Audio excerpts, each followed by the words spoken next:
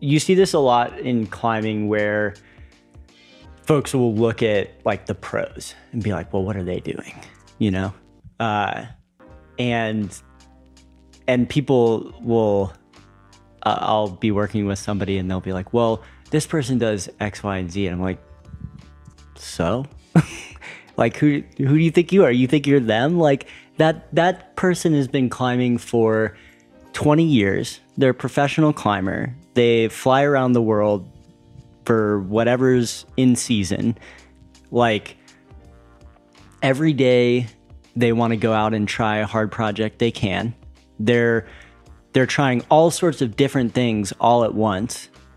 Like, what about them and the way that they go about climbing looks like you? You know, like basically none of it. So to look at somebody like that and be like, well, I'm going to do what they're doing, but I have a full-time job, go climbing on the weekends and spend most of my time in a gym, that just seems like a pretty flawed way to look at it. And there's also this like, you do still have to like learn how to climb, you know? I was having a conversation with a friend of mine, Matt Jones, who's a really great coach and trainer, and he works with climbers, but he also works with other endurance athletes and things like that. And so he has a really cool perspective, and he's just one of my favorite people to talk about training and climbing with.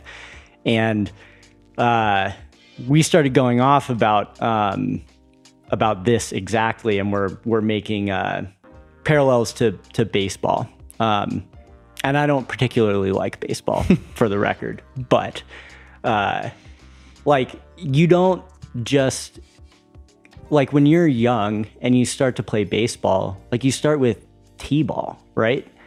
Like, and then the coach will pitch it to you real nice. And then eventually, like, a kid starts throwing it at you shittily, you get hit a couple of times, and then eventually the kid throwing the ball gets better at throwing the ball, and one thing leads to another, and there's professional baseball, right? Yeah, the field gets bigger, yeah. But you don't, no one is looking at professional baseball and then taking a group of 7-year-olds and being like, all right, here we go. You know, like, you've got to learn how to throw the ball, how to catch the ball. What are the rules of the game? Like, let's practice beating the shit out of this ball sitting on a stick. So like, we understand how to swing the bat and all this stuff. And you like progress over time and you learn how to play the game, and certain parts of it become more or less important. And like, pro baseball players aren't necessarily hitting a ball off a tee anymore, but they do batting practice, right? And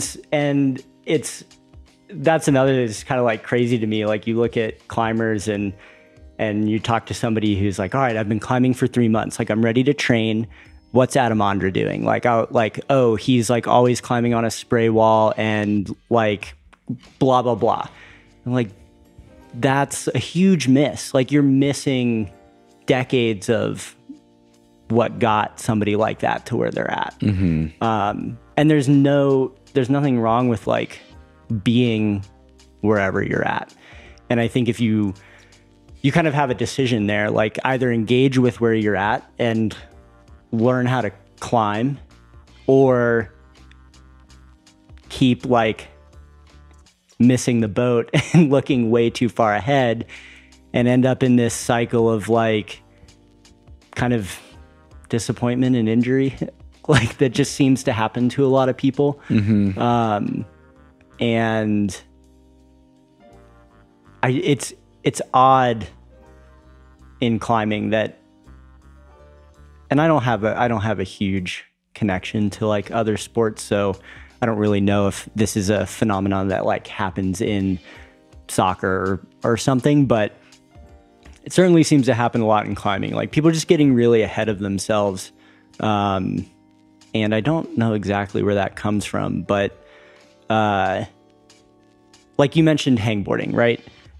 And I think hangboarding is amazing. In fact, like, I actually make hangboards, you know? Like, if I thought they were stupid, I wouldn't make them. But like, what the hangboard does and what kind of a role it plays in what a climber is doing, like, should change from day 1 to year 20, right? Like, it is still an effective tool no matter what, but the way somebody who has just started climbing in the last 5 years uses a hangboard versus somebody who's been climbing for 10 or 20 years, like, it seems like pretty obvious that the use of that tool should change, right? And so for somebody in the early stages of that, looking at somebody in the late stages of that for information about what to do, like, you're just missing out. That's great. I love that. I love the baseball analogy. This is kind of like a half-formed thought. I haven't really like fleshed this out, but I want to play off your baseball analogy, because one thing that popped into my head that I think, is another mistake. Actually, I'll just say it out loud. I'm curious to hear your thoughts on it, but like the batting practice analogy, right? Even once you get to a professional level and you're one of the best baseball players in the world, you're not practicing hitting 100-mile-an-hour fastballs and curveballs and stuff all the time. You're like, batting practice is like a way toned down version of being in a game, and you're hitting like really perfectly thrown, comfortably thrown 80-mile-an-hour, 75-mile, whatever it is, and you're working on like mechanics and hitting it perfectly and trying to like not just hit the shit out of it, but like hit it to left field in a place where the outfielder's not going to be or whatever. Whereas climber, you're not like practicing, you're not training or practicing like you're in a, championship game or something all the time. And climbers don't do a great job of that a lot. We just take the most extreme, like highest skilled version of it and just beat our heads against it constantly. Or we go, and I think you're getting at something really important. Like, it seems like more often than not, folks go to the full edge of like actually trying to do performance rock climbing, right? Where like that is the sport. Or they're all the way over on the other side, hangboarding and like bench pressing, and then never connect those two things and underperform. And we'll go back and be like, well, my finger numbers went up, like my numbers on all these exercises went up. I did this assessment and they say that I should be able to climb V whatever, but every time I go outside, I get housed by this thing. Like, what the hell is happening?